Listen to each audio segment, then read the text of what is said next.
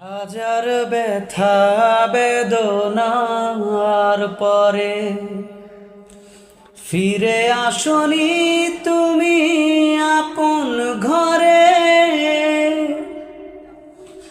দিনের আলো তুমি ছড়িয়ে দিতে